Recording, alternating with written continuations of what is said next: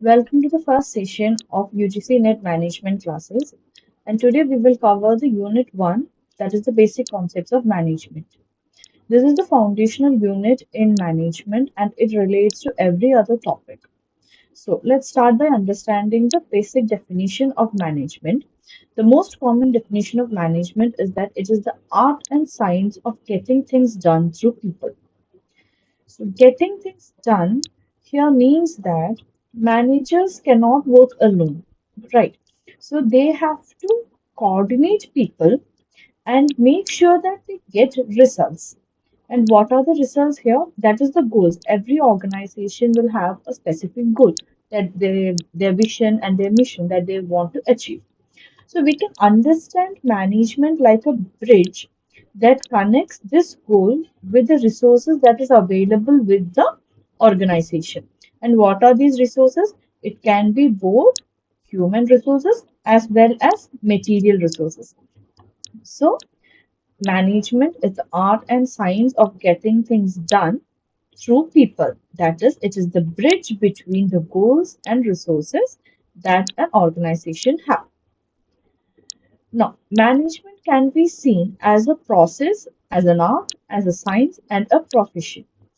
Now, when management is understood as a process, it means that it is continuous, dynamic activity, bridging scarce resources together. Now, why is it continuous? You cannot say that management can be like one decision or a one day thing, right? It is from the beginning of the organization till that organization closes. There should be proper management that take care of its operations. So it is a continuous and dynamic activity. And why is management seen as an art? Because it relies on skills, on creativity and practical experience. It is also a science because it focuses on systematic knowledge and principles. So leadership is like you can have different styles of leadership. That is the science behind it, right? It can be autocratic, it can be servant leadership, it can be a democratic person. But just because you follow that particular form of leadership doesn't mean you can get things done through people. For that you need the skills to connect with your employees, to make them understand what the requirements is, to motivate those people and to motivate your employees and get the work done through them. It is a skill. It needs entrepreneurship, it needs innovation, it needs creativity, which is why management is both art and science. Now, as a profession, management requires specialized knowledge, ethical codes, formal training. Specialized knowledge like courses like MBA, and formal training is like we hear about HR certifications. So those are the formal training that is required in management. Now let's understand what are the core objectives of management. As said before, the major objective of management of any organization is to achieve its organizational goal. And why, how to achieve that? While optimally utilizing the resources. We already said that resources are scarce. It is very less. We only have less resources. Suppose you take an example of a college. If you take the example of a college, that college will have only limited number of professors with limited number of students. Right. You have limited number of professors with limited number of students, and your goal is what? Your goal is to achieve 90% success rate every year. So if you have suppose 2000 students and you have only 100 employees or professors, so those 100 professors has to teach the 2000 or 3000 students and ensure that they get 90% results. And you will be having limited number of classrooms. It's not like you have endless number of buildings and facilities available, right? So within the facilities available, the management has to ensure that your organizational goal is achieved. Now, management also has to focus on individual efforts. What does that mean? If you have 10 employees and 10 employees are working, they're working well. in their whatever task given to them, they're doing it. But we have to make sure that the hard work or the work that the employees are putting in is always aligned with the organizational goal. And that is one of the major objectives of management. Sorry. Now, once all these is done, what do we achieve? We achieve growth and stability for the organization. So, what are the core objectives of management? To achieve organizational goal, optimally utilizing resources, coordinating individual efforts towards the organizational goals, and achieving stability and growth for the organization. Now, let us understand the process of management. Ma- Management is the process which brings together scarce human and material resources and motivates people for the achievements of objectives of the organization. So, as mentioned before, here resources means both human and material resources. And we said that management is a art, a skill. What is that skill used for? To motivate people. For example, suppose consider there are two employees, they both get the same salary, but one person performs very well and one person is not doing the tasks as expected from that person. Why is that? Like they both have the same skill sets, they get the both salary, they get same time to do the work, but one person does it better than the other person. Why? The most basic reason might be the motivation. So, to motivate your employees to work towards your organization's goal is a skill. Now, that is the major process of management, the major objective of management. These are the features of management. It is always goal oriented, it is multidimensional. Like we said, it handles human resources, it handles materials, it handles day to day operations. Now, it is a group activity. As said before, one person alone cannot achieve the organization goal. All the individual efforts has to be brought towards achieving the organization's goal. It is an intangible force. You cannot see management, but it is you can experience it everywhere. How the employees are treated, how what is the work environment, everything is a result of the management process, and it is a continuous process. As said before, it is not a one day thing. From the beginning of the setting up of the organization till it closes, every day the presence of management should be there, and it is all pervasive. Pervasive means what?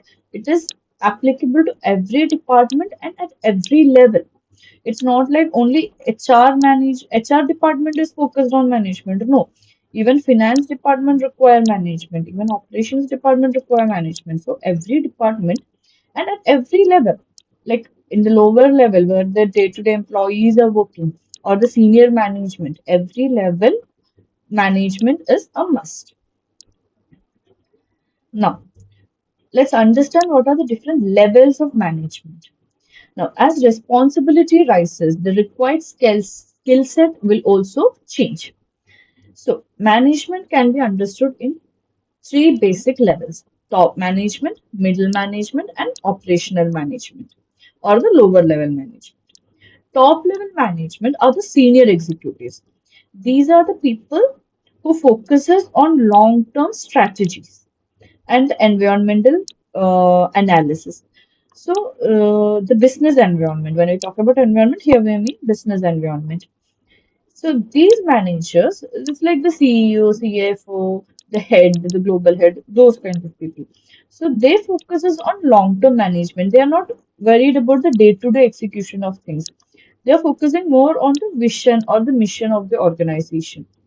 So, what we will achieve in this quarter, or what is our goal for the next quarter. So, those are by this year end or by the financial year 2026 financial year ends, what we will achieve. So, what is the profit margin we are expecting? What product we want to launch? So, these are the kinds of things these people will be focused on. And here, when we think about skills, conceptual skills is more important rather than technical skill, because suppose the person is wanting to launch a software product. So the CEO doesn't have to worry about how to develop that software, right? They just have to ensure that, okay, this is the product we want to develop, this by this quarter end we want to develop this. That is only thing they have to bother about. So conceptualizing those things they have to know, but not how to do it. How the product, the technical know-how of the product is not required there. When it comes to middle management, they are the divisional head, like HR head or finance department head. Here, conceptual skills is also relevant. Technical skill also gets little bit more relevant because they need to know how it is being done. So if any issue happens or if there is any problems, they need to be able to resolve it. For that, they need to have the technical know-how. Now, operational management are the supervisors. The lower level management are the supervisors who focuses on the day-to-day operations. If it is the software development has the goal or the mm, has the task for this particular week has been achieved. So these are the management who check that, or if there is a daily task or goal for each of the employees. These are the supervisors who ensures that the daily goals are achieved. Here, technical know-how is most important.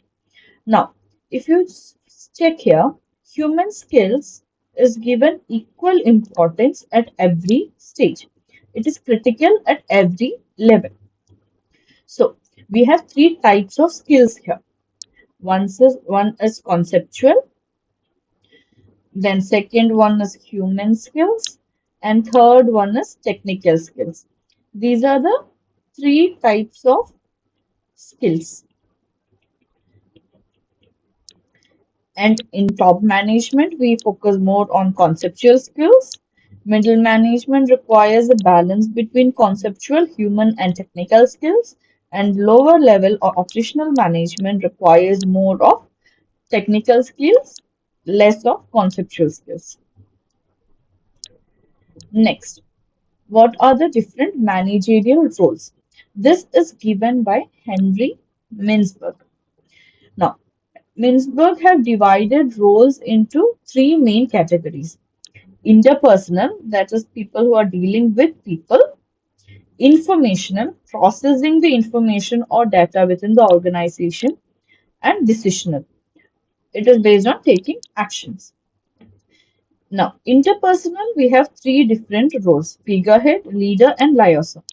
Figurehead are symbolic duties like signing certificates or documents. Leader is the person who will actually direct and motivate the employees. And liaison is the person who will be representing the organization while dealing with external networks. Leader will be working internally and liaison will be working externally. When it comes to information, we have again three types of roles here. One is monitor, one is disseminator, and one is spokesperson. Monitor is the person who is seeking information. He collects all the information. And disseminator is the person who shares the information internally. That is, suppose the CEO takes a decision or the HR head makes a new policy change. Who will inform that to the all the employees? That is the role or the job done by the disseminator.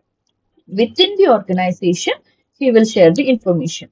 But when it comes to spokesperson, he will share the information with the external entities.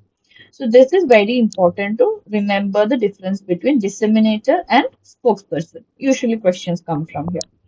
Who shares the information internally? That is disseminator. Who shares information externally? That is spokesperson. Next type of roles are decisional roles. Here we have four types of decisional roles. One is entrepreneur, disturbance handler, resource allocator, and negotiator.